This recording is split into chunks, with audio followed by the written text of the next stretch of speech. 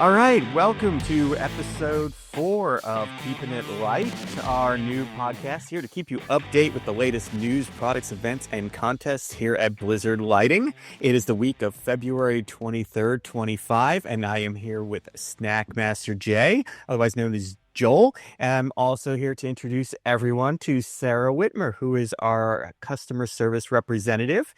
And we're going to start off by just asking Sarah some questions about what she does and getting everybody kind of introduced to our customer service process and how things go if you do run into problems at Blizzard. So, welcome, Sarah, to the podcast.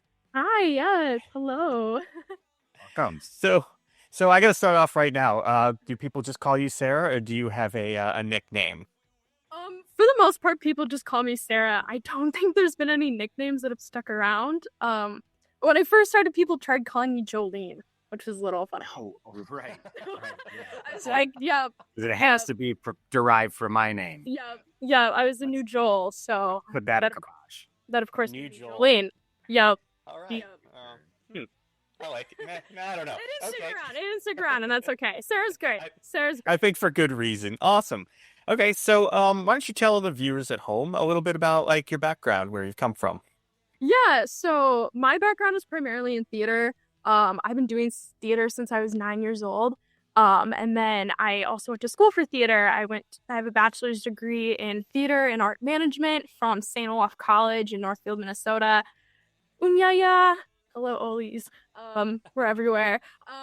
Yeah, so I went to college for theater. While I was at St. Olaf, I was the student manager for the Light Sound Media crew. So we were the production team for all the shows that they put on there at the theater department. I also had the opportunity to be the lighting design apprentice. So I got to design several shows while I was there. I also got to be the master electrician for a couple shows. So I got tons and tons of experience while I was there. And also I got to do a couple of things outside in the Twin Cities area. I worked with IATSE for a little bit. And then I made my way over to Milwaukee, and here I am at Blizzard. It's a little bit of my background. Well, thanks. We are glad to have you with us. So tell people what a typical day is like for you at the Blizzard Worldwide headquarters. I don't know if there really is like a typical day. But we, normally when I get in here, first thing in the morning, I'll check my emails, things like that, all the boring stuff. And then we have our customer service meeting every morning. So it's usually about 10 to 30 minutes every morning where we just check in as a whole crew, and lay out our priorities for the day. So we'll talk about, what's in line for the repair bench. We'll go over if there's any tickets that if we have any questions we want to bounce off of each other. Yeah, just laying out what the priorities are for the day. And then after that, really anything goes. Sometimes I'm answering emails and answering phone calls all day. Other times I get to hang out in the warehouse for a bit. Sometimes I'm hanging out in tech. It really depends. The fun thing about being customer service is that you never know what's going to be thrown your way. So you never know. Yeah, Joel knows. You never know what's going to be thrown your way. So every day looks a little bit different. That is true. I think I've seen you back there actually helping out and actually doing some of the repairs yourself as well. Yeah, I like to get in there every once in a while. So That's fun. So, a lot of what we, in that department is a lot of warranty work. So, explain the process to somebody who may be having an issue.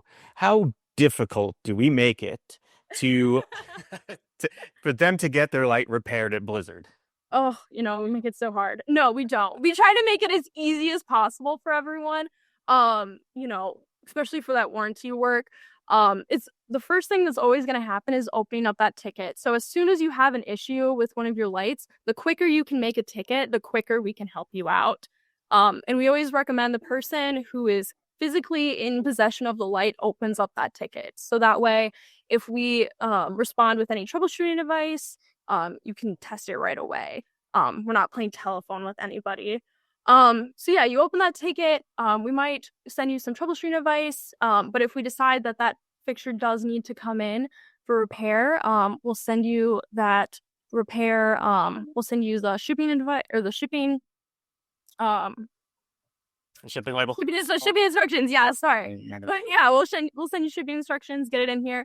And the great thing about our department is that from the time it arrives at Blizzard, from the time we're sending it back to you, we try to make that 3 to 4 days at tops. So we're super quick about it. Of course, there's always going to be, circumstances where it might be a little longer for waiting on parts or if it's a particularly tricky repair. But for the most part, it's in and out of Blizzard super fast. It's back to you. Okay. So nobody has to send it to another country? No, we're all... No. Funny. Okay. So you mentioned that you took over for Joel. How long ago was it that you were just starting off and training there under Joel? Yeah, I've been with Blizzard for just under a year. I think it's about 10 months. So, yeah. Yeah. Months already. Sure. That's gone by Yeah. fast. It's I gone thought you were by going to really say like fast. 5 or 6 months. Nope. It's gone by really quickly. It's nuts. And I mean, I'll tell you right now, I doing this the customer service side of things for Blizzard for almost 10 years, or actually over 10 years. The finding somebody like yourself to take my place has been a godsend. That's for sure. So thank you. Thank you. Well, thank you for training me. So, Well, I mean, okay, I need you to be honest. On a scale of 1 being bad and 5 being the worst, how well did Joel do training you? I'm gonna give him a 4.5. Almost the worst. He tricked you. It was 1 being bad and 5 being the worst. Oh my gosh, that's totally... I did not hear that. No. If You dirty rotten. Oh, I'm so you sorry tricked about me. that. No. He did trick you. Oh my That was unfair. I'm sorry. Okay, one more question One more- for you, real quick. Okay. No, What to is- aside, Joel did great training me. Okay. Joel did great. If 5 was the best, I was giving him a 4.5 only because I knew a perfect score would go to his head. Oh. Well, I think she's got you figured out, Joel. Not bad. So this question was going to be, what is the worst question you've received? But I think the more appropriate one would be, what is the easiest customer concern that someone has called you with that you've had to deal with? I have gotten a couple calls where I pick up the phone, before I can even finish introducing myself, they'll be like, wait, hold up. It works. And then they'll thank me and hang up. That's only happened a couple times. I find it so funny every time. I don't even get to know what the problem is in those cases. So I'd say those are the easiest calls I get. Besides that, it's happened a couple times and it's always difficult to troubleshoot it, but as soon as you realize what the problem is, you're like, oh my gosh, it's the simplest thing in the world. And that is people forgetting to turn the power con cables when you put it in. Yeah, so people just, they think it's like an Edison cable, you just plug it in, but they forget to turn it. And so I'll get calls. Yeah, so I'll get calls and like, this light doesn't work. It's not turning on. Nothing's working. I've checked everything, and it's just that one little twist. So that happens. Yeah. And of course, it's like that's the last thing you think of when you're going down the troubleshooting list. So Yeah. Wow. it happens. It happens. People that haven't used PowerCon before, for sure. I mean, it's much more of a standard now than it has been, in the last, within the last 10 years. So like 10 years ago, it was mostly IEC. That's what people understand, and that's what they plug in, and it should just work. But yeah, so everything is going this way now, and it's just that little click is all you need. Yeah, for sure. Well, Sarah, thank you so much for joining us. I know you have a very busy day, and we appreciate you taking time to come hang out with us. And if you have any issues, feel free to call us. Sarah is in Milwaukee. You will not be transferred to any international call centers. It'll come straight to our worldwide headquarters. So thank you so much, and I'll be in the office tomorrow, so I'll see you then. Awesome. Yeah, thank you guys for having me. Thank you. Appreciate it. See ya. Bye. Well, it's nice Yeah. having a guest on the show. I like that. Yeah, we need more of those. We need more guests. Yeah, I think we'll try and get Blaze from Tech Out on the Sure. show in the next month or so to hang out with us. That'll be fun. Yeah. So we're- let's see, where am I? Oh, we're gonna talk about your trip in Austin. Oh, yes. How did that wind up last week? How did that go? It was great. It was great. Absolutely. Went down with our rep firm for that area, Dobbs Stanford. And we were in the Austin area. Didn't get down to San Antonio, unfortunately. It just didn't work out. But we did several days there in Austin. Got to hang out with the University of Texas. And got to, I believe it's I'm hopefully I'm not going to botch this, but it's the latest or the lattice team. It's LAITS. It's for their AV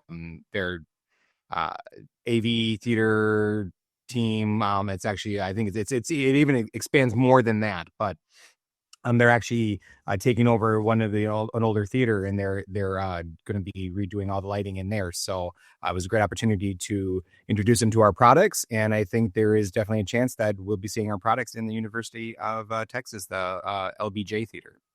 Well, that's cool. Mm-hmm. So speaking of people being on the road, our owners, the Blizzard owners, Frank and Adam, or no, Frank, Adam and Will are there with Frank in China, and they shared a photo with us, and I just thought it was too good for us not to share. Great. This is the three of them. They are at the factory that manufactures our video panels. Everything there is done in a clean room, which is why they had to wear the hairnets and the booties to make sure everything there is hitting our quality standards. And if there was anyone who was going to mess up an entire production run of video walls, it'd be these three guys. So I'm sure they were kept on a tight leash by the factory. But I would do so. I would do so. But I understand they're having a good time in China. So Good. So that's that. And then we come to, I should have kept sharing because we are here to talk about the new HotBox. Yes. X4. The X4. Tell us about it, Joel.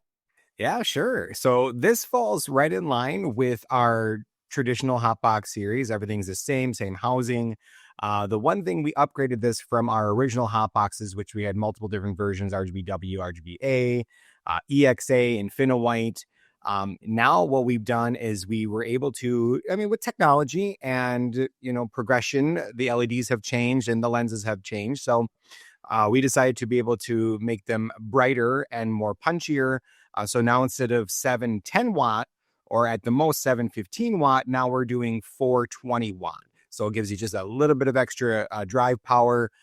And plus the fact that we have now included our HotBox to have the RGB ALC LEDs, which are, to fall in line with our Verismo series and our Colorize and Tornado series and a bunch of other fixtures that we are coming out with this specific node set so that you can have cohesiveness with all of the fixtures with the same LED nodes and easy for color mixing and for programming. So truly awesome. Everything else is the same. If you know about our HotBox line, you know that they're rugged.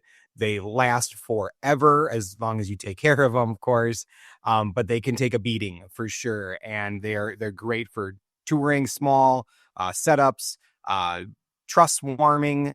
Anything that you need is just a small, tiny little fixture for, but it has really nice output. So, of course, we also updated as we move forward. We're going to be doing our True 1 connection, so in and out, and then 5-pin DMX in and out. So the 3-pin days and the PowerCon blue and white days are going to be behind us as we move forward. Everything's going to be True 1 and 5-pin. So if you're definitely looking for a small fixture for anything, even just like a simple backline, or like I said, for truss warming or uplighting, anything like that, this is a great fixture for it. And the color options that RGBLC is really, really sweet. Yeah, I agree. We took 41 of these out with us to LDI, and they were great. Either truss warmers, even as front light, they were spectacular. We used the optional frost on them because we were shooting from about 9 feet away, and it was real to just fuzz it out nicely and create a really nice, even front wash. But the thing that surprised me the most was how nice it mixed the cool and the warm whites. Like, and I mixed it by eye. I was like, I'm not using any auto programs or anything like that. And it just they looked so good. That lime pulls your the color rendering index way up, so you can make colors pop in the way that you can't with just your standard RGB fixtures. So I'm a huge fan, and I don't say that very often that I'm that big a fan of a light. Sometimes I usually like them, but these are really phenomenal. So For sure. you know, Sure. 5 stars Yelp. Awesome. So that is awesome. Now we have our weekly gear giveaway. This time we are giving away a Blizzard t-shirt. And what t-shirt do we have to give away? Do you know? It is we have a new one that we just came out with. It's black. It's a black t-shirt, kind of darkish gray, and it's got a picture of a Verismo on it. So it's a little ellipsoidal. I didn't grab one. I should have grabbed one. That's okay. But I promise we will get a picture of it here in this video. But either way, we will reach out to our winners. So do we have a winner?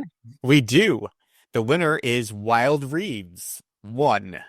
Wild Reeves 1. Yeah. Okay. All right. Well, congratulations.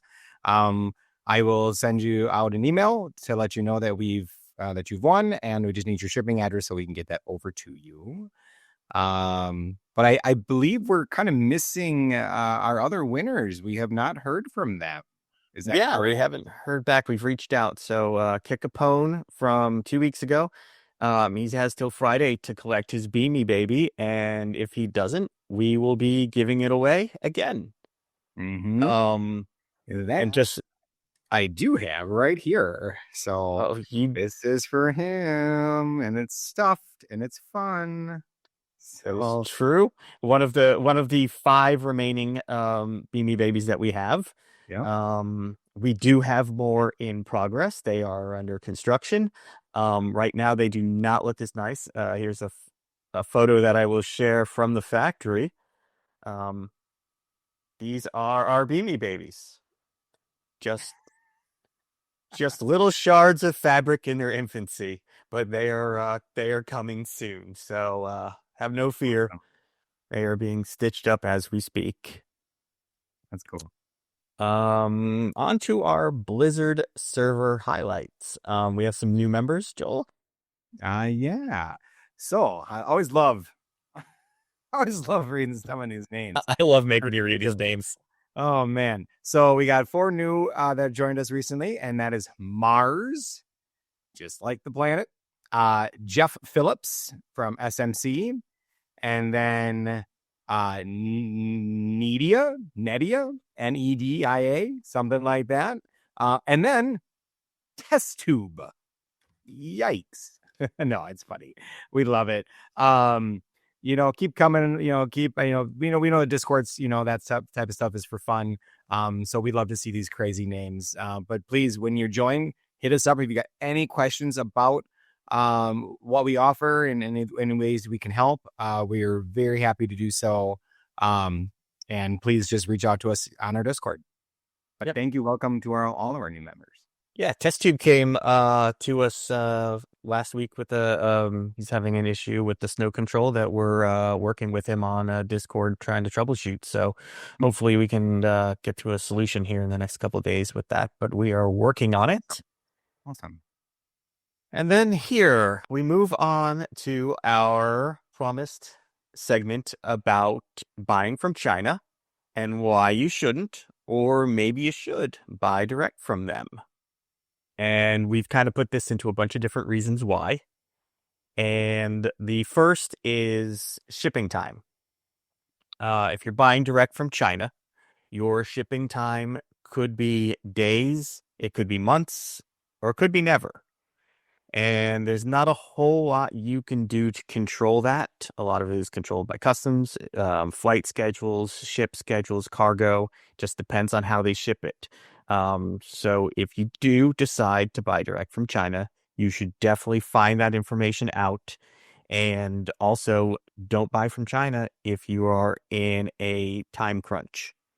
Um, because I can tell you, the more crunch for time and the more your deadline is, the less likely it'll show up on time. I don't know how that rule is, but it does happen. Ah, yeah. Is that Murphy's Law? What will happen or what will go wrong does go wrong or something like that. I think they Yeah. know. I think they're watching us through our webcams and they know. They The more stressed out. gotta be. I'm telling you, man. It always happens. Always happens. But yeah, I mean, those are absolutely valid points. I mean, if you've got if you're able, you've got the comfortableness, we'll say, and the knowledge of wanting to go that route, anybody's welcome to do that for sure. The reason we have, businesses like Blizzard and our other competitors there here in the States is because we do all that for you. We have a relationship with our factory, and we have we take care of everything else that goes involved with that, and we are your communication and we are your contact for support and service and questions in this industry. And so that's why why we try perfecting it every day. It's not something to be taken lightly, that's for sure. So That's right. it's just, yes, the option is out there, but we like to think that we've been doing this long enough, as well as our other U.S. companies, like I said, our competitors and stuff, and we just have the ability to help you better as a customer, instead of going yourself, say, going directly to China. So you're going to get a much better experience. Yeah, and I think that brings us like right into our second point here, where customer service and repairs. First of all, customer service. You are not going to find anybody like Sarah to talk to when you're buying directly from China. If you can get anybody on a phone at all, which is highly unlikely. That is highly unlikely. And as far as repairs go, you're not going to be sending anything back to China. Like it's not cost effective. And they probably won't accept it anyway because their Right. tariffs are very high. So they're not going to likely fix anything for you. So if you do buy from China and you decide to, get a lot of spares, because that's going to be the only way you're going to get parts. And that's the only way you're going to be able to support your lights if you decide to keep them for a long time. Yep. Which also it brings us to quality. We've seen people with failure rates as high as 90% coming from China. And that's not just necessarily, somebody just buying on their own. We buy a lot from China. That's just the nature of our business. And we have had shipments come in with 90 to 100% failures, where just something has gone wrong, and that becomes on us to either be able to remanufacture it and, fix what's wrong, or take the loss on the entire shipment. And we have done that in the past. So, when you're doing something like this, especially if you're spending a high dollar amount, you are taking a risk with your money. I would suggest that if you are doing it and you do want to, that you are highly technical and you have a lot of technical abilities as far as being able to solder, replace boards, take an entire mover apart, and be able to change bearings and things like that, because those things will fail and it will be on you. And most repair shops in the States aren't even going to look at them. Yep. And then when you are buying from China, something else to know about quality.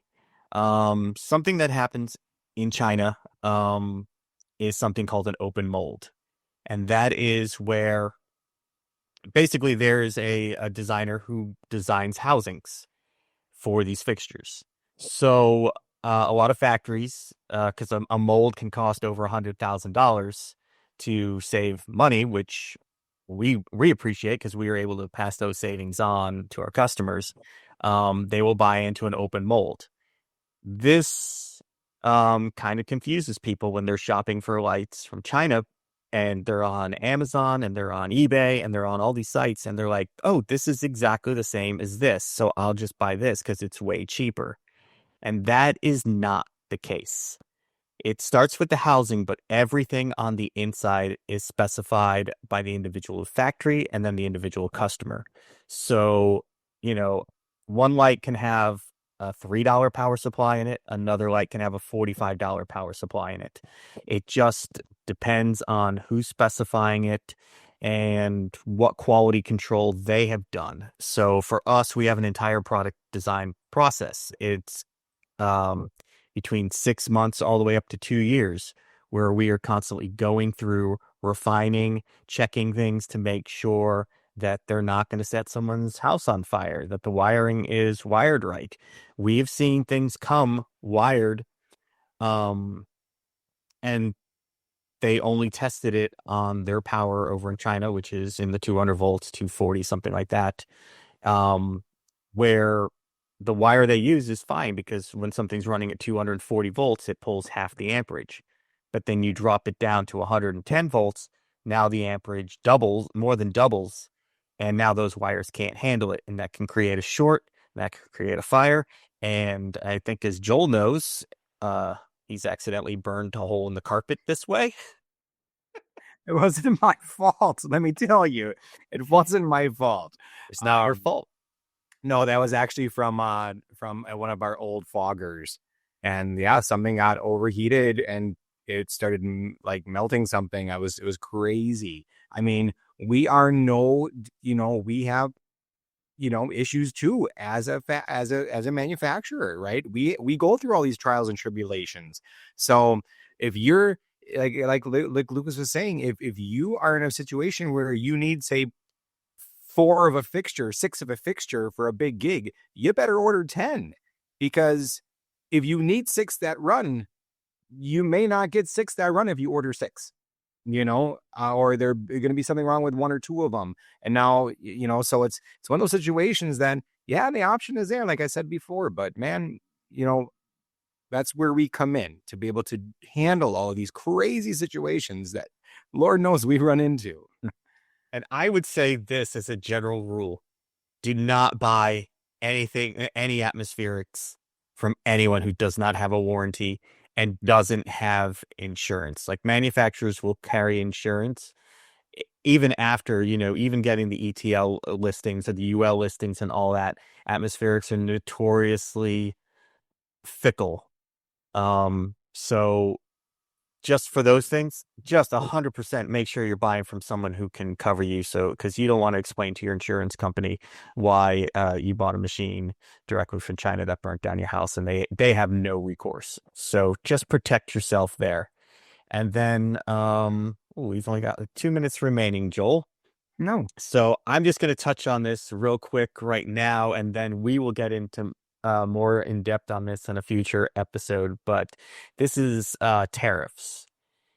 And right now, currently, as the law stands, anything brought in from China under $1,800 is exempt from tariffs.